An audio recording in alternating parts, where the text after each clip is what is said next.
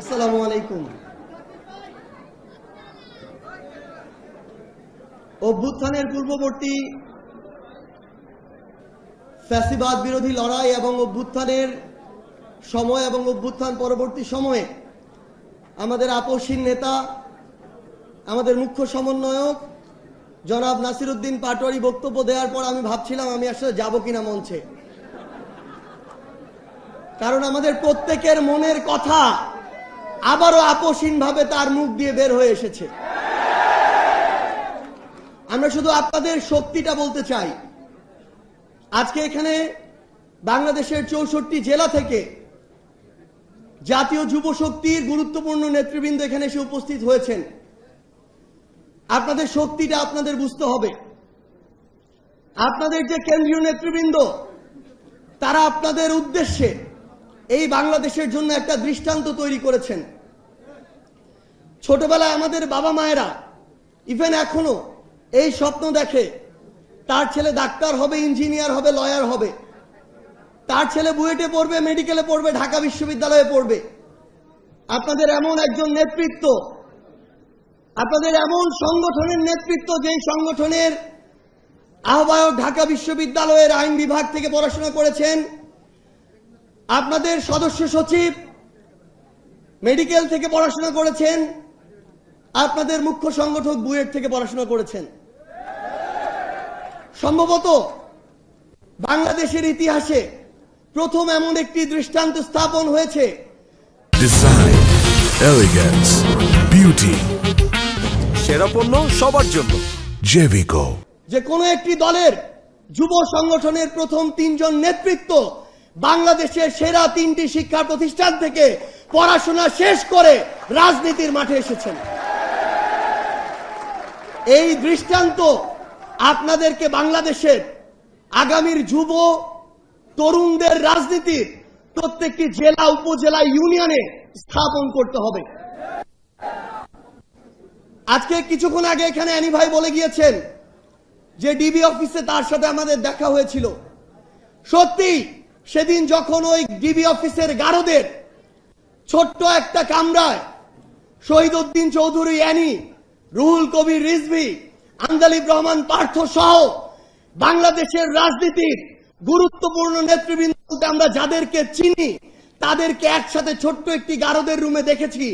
সেদিন আমরা অনেক বেশি সেখান থেকে সাহস নিয়ে ফিরেছি। কিন্তু এখন যখন এই অভ্যুত্থান পরবর্তী বাংলাদেশে আমরা দেখি যে হাবিবুর রহমান, ফজলুর রহমানরা ফ্যাসিবাদের টোনে কথা বলে, তখন আমরা আবার আশাহত হই।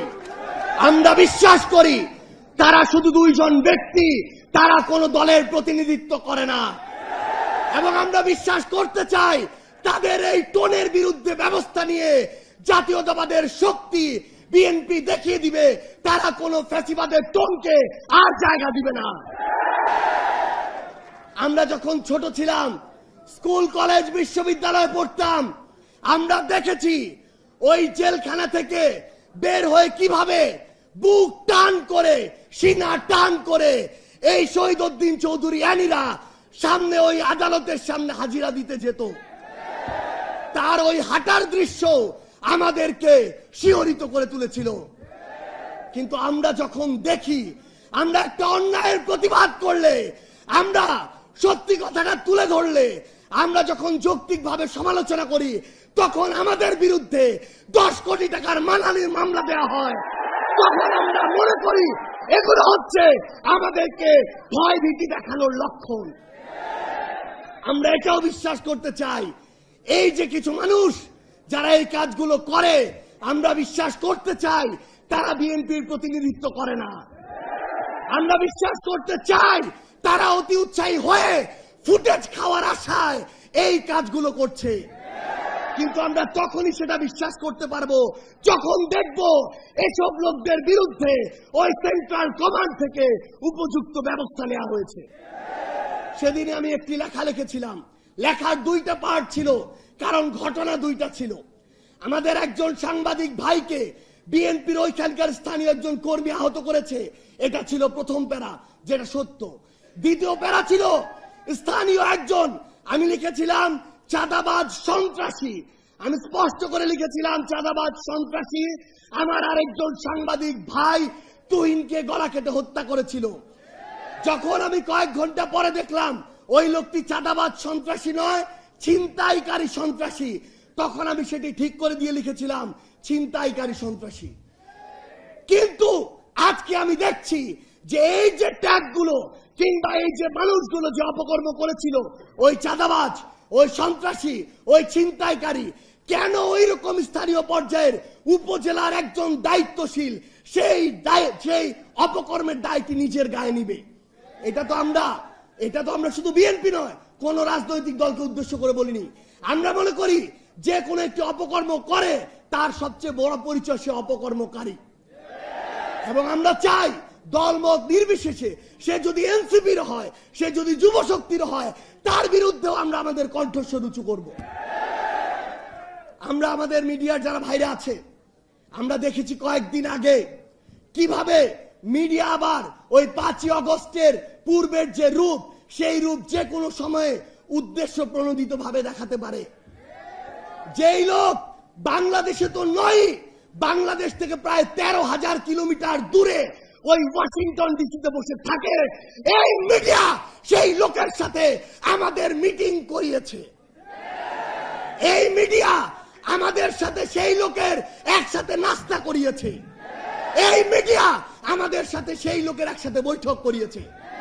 আমরা দেখি 3 বার ব্রেকিং ব্রেকিং ব্রেকিং দিয়ে ওই চ্যানেল 1, এই চ্যানেল 1 থেকে প্রথম এই প্রোপাগান্ডা পুরা বাংলাদেশকে, পুরা পৃথিবীকে গেলানো হয়েছে।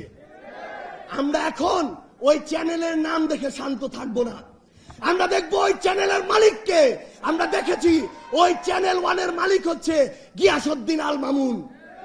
আমরা দেখবো ওই গিয়াসউদ্দিন আল মামুনরা কার ছত্রছায়ায় এত বড় প্রোপাগান্ডা করার সাহস পায়। আমাদেরকে মিডিয়া কর্মীরা এটা পর্যন্ত বলেছে, ভাই আমরা কনফার্ম উনি দেশে নেই, কিন্তু উপরের চাপ আছে, আমাদেরকে ব্রেকিং দিতে হয়েছে।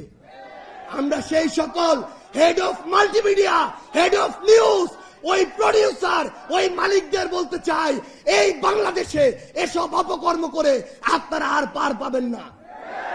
আর আমরা ছাড় দিব না, ওই গোড়ায় গিয়ে আমরা হাত দিব। আমরা আরেকটি কথা স্পষ্ট করে বলি, আজকে নাকি সিআইডি কে তদন্তের দায়িত্ব দেওয়া হয়েছে। সিআইডি কে তদন্ত করতে বলবো, যেই লোক বাদী হয়ে এই কাজ করেছে তার আমলনামাটাও একটু যাচাই করবেন। কেঁচো খুঁড়তে যদি সাপ না বের হয় তখন আমাদেরকে দায় দিবেন, এবং সেই সাপ পুরো বাংলাদেশের সামনে আমরা উন্মুক্ত করে ছাড়বো। আপনাদের সাথে আমাদের আবারও দেখা হবে লড়াইয়ের রাজপথে অথবা বিজয়ে। ইনকিলাব জিন্দাবাদ।